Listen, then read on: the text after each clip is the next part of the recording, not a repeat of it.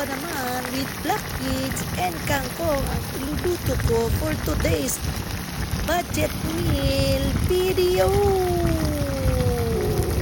Mga ingredient, syempre kangkong, tapos yan, nakikita nyo naman, di ba?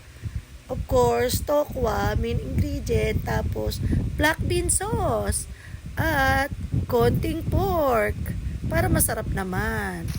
Yan. Prituhin natin yung tokwa. Dapat crispy siya para hindi madurog pag ginisanan natin. Yan, ganyan. O.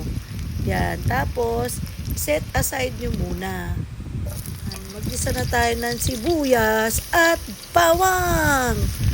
Yan, lutuin lang natin. Mekos-mekos lang natin yan sandali. Tapos, yan. Ilagay na natin yung konting pork.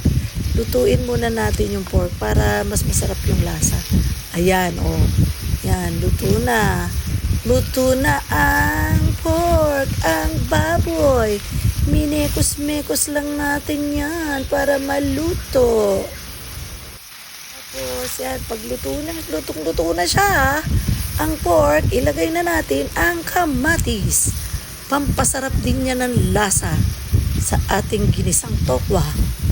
Yan, mekos-mekos lang natin. At pagkatapos, yan, ilagay na natin yung crispy tokwa. Halo-halo lang tayo mga sisilabs ko. Mekos-mekos lang natin yan. Ayan, at pagkatapos, ilagay na natin yung black bean sauce. Ayan, black beans ko. Konti lang pala yung black beans na nabili ko. O konti lang yung beans niya. Okay lang yan. At least may sauce. O diba? Sobrang tipid talaga. Budget meal talaga. O, diba? O, yan. Tapos, ganyan. Mekos-mekos lang natin. Halu-haluin lang natin yan. O, tapos, tikman natin kung tama na ba yung lasa. O, kung medyo maalat or kasi parang maalat yung black bean sauce. Yan, o.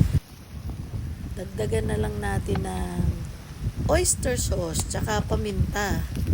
Yan. At tsaka konting asin lang.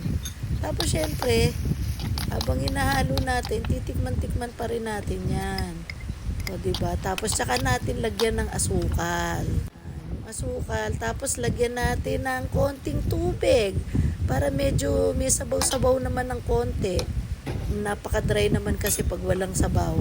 Diba? Masarap kasing isabaw yan sa kanin pag mainit, o diba? Tapos tikman nyo lang kung medyo bitin pa kayo sa lasa, dagdagan nyo ng asukal or dagdagan nyo ng paminta pa, at pwede nyo rin lagyan niya ng chili flakes. So, tapos pang huling-huli na, pag kumukulo na, of course huling-huli yung kangkong. Huling-huli natin ilalagay ang kangkong kasi madaling maluto ang kangkong ng mga gulay, diba? Kaya dapat huling-huli silang ilalagay. Kasi mga 2 minutes lang yan, luto na agad yung kangkong na yan. O, diba?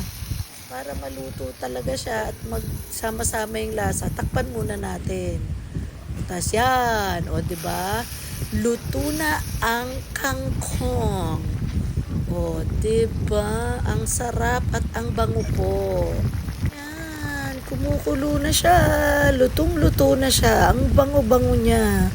Try nyo iluto mga sisilabs. Thank you for watching. Have a nice day!